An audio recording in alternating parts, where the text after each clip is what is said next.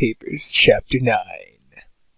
The lump was starting to become kind of a bother. For some very peculiar reason, it was actually a little bit bigger now, and in a completely different place.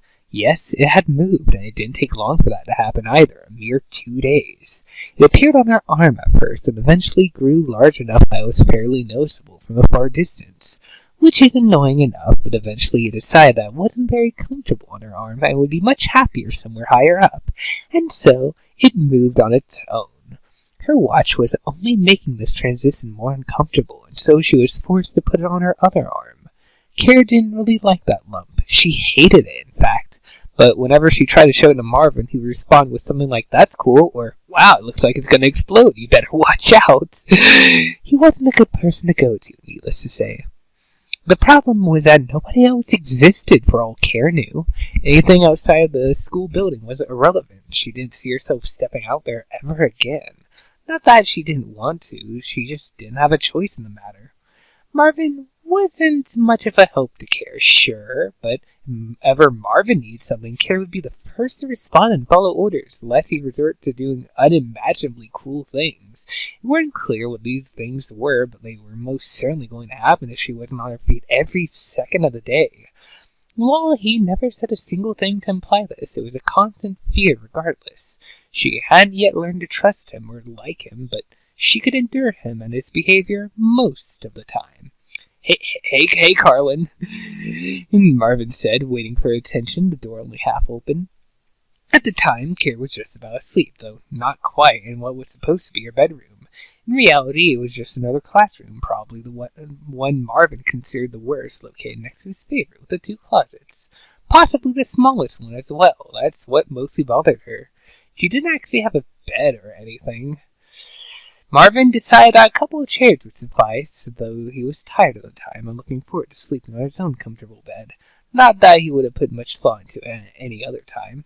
"Hey, come on," he shouted eagerly. Kara was still pretending to be asleep, though failing. "I know you're awake," said Marvin. "I could surely and absolutely fearlessly sense enthusiasm from the whole other side of our school." Marvin had a strange way of speaking. He would often misuse words and talk in cryptic ways that even he himself could not understand. His use of the word fearlessly is a good example of this. Not only did that not make much sense in the context of its sentence, but he didn't even intend for it to make sense. It's a weird and complex thing, and maybe it would be better if it left a mystery. Fortunately for Marvin, that worked to his advantage. Kara was so caught up trying to make sense of it that she forgot what she was pretending to do. "What?" she asked. "Good," said Marvin. "Get out of bed. We're going underground." This statement astonished her even further.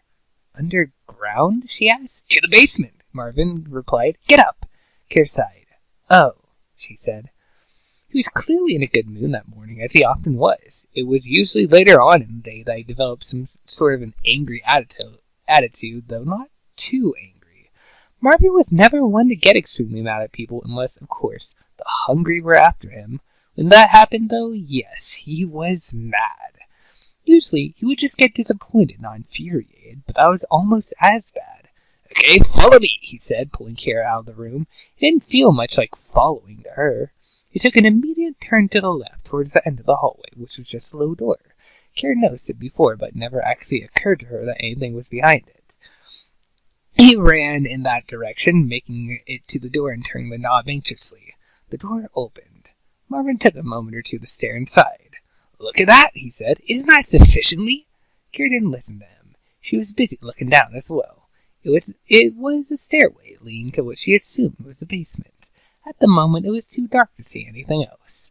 Marvin stepped in first, pushing Kara aside, but afterwards pulling her in with him. It was still incredibly dark, but he didn't hesitate to run with full speed down the stairs, dragging Kara along the way. He let go of her halfway down, and she stumbled. "We're here," he said. He moved his hand along the wall for a few seconds, searching, then flipped a switch. The lights turned on. Kara covered her eyes and tilted her head downward. "What are you doing?" said Marvin. "It's bright." "So, look around." Marvin did so himself. It wasn't a pretty room, being a basement and all.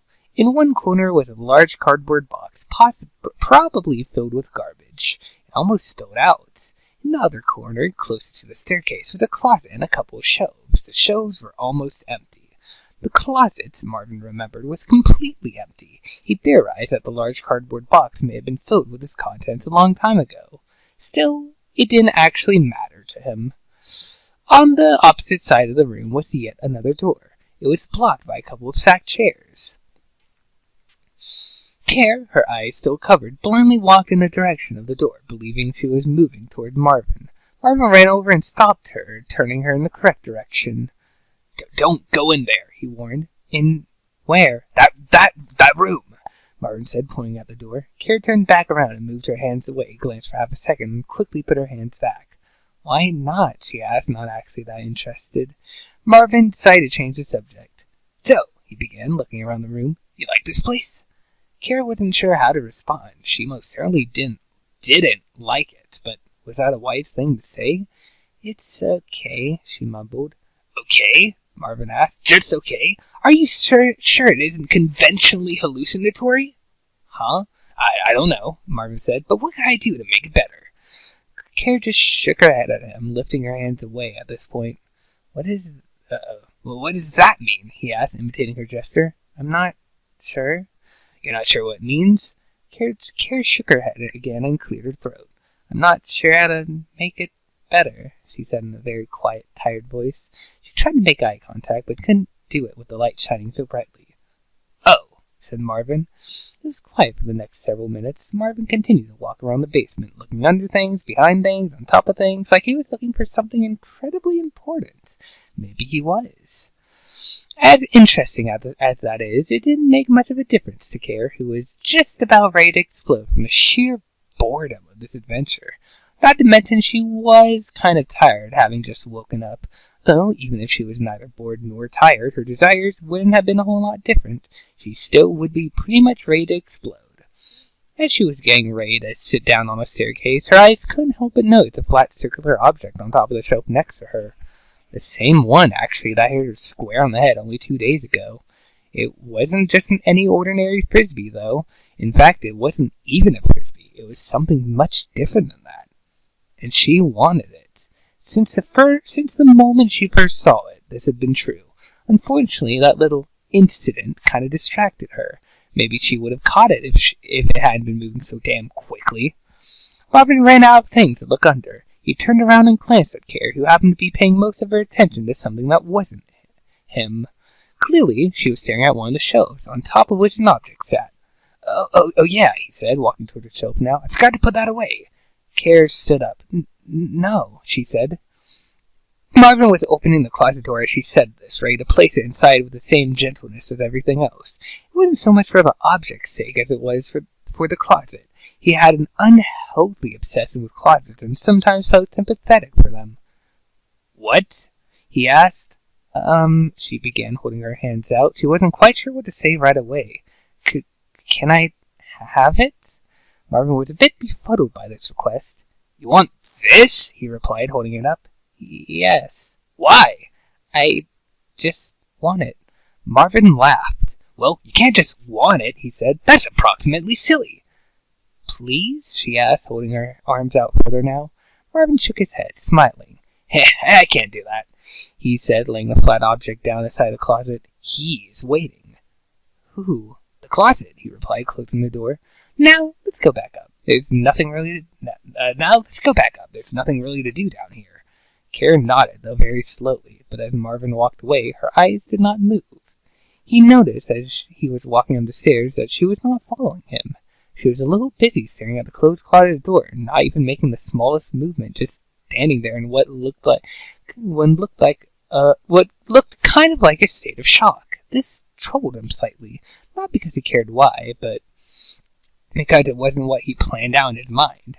Claire, he shouted, over here. Claire turned around with an unhappy, though somewhat monotonous expression, almost ghost-like actually. She drifted down to the stairway, looking down at the floor. Wait, said Marvin, without even a jot of sympathy. Shut off the light first. Claire didn't like what was going on. She didn't like it at all. Her entire life stream was about to be broken, and there was absolutely nothing that she could do about it.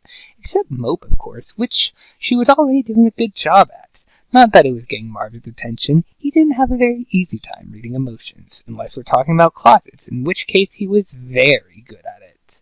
It was quite unfortunate because the consequences of misreading an emotion were colossal, and I don't mean for Marvin. Now, Care did have a chance earlier to retrieve the object that she wanted. A couple of chances, actually. You could consider this to be her own fault, but that didn't seem to occur to her at the time. All right, Marvin said as they both walked out of the basement into the hallway. What do you want to do with me?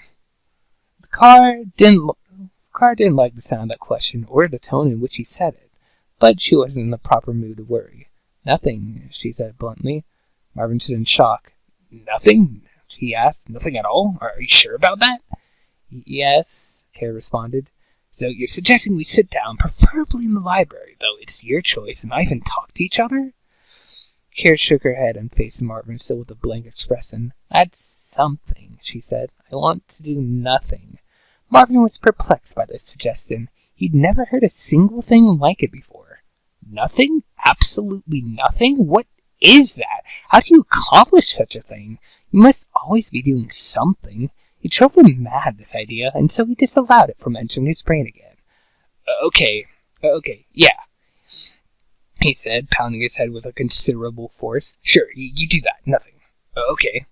It distracted him so much that he walked off in a fit of complete and utter disarray. Nothing he did would stop the thoughts, and so he decided that it would be better to rest for a while and to think about something better, something a little more useful to his life.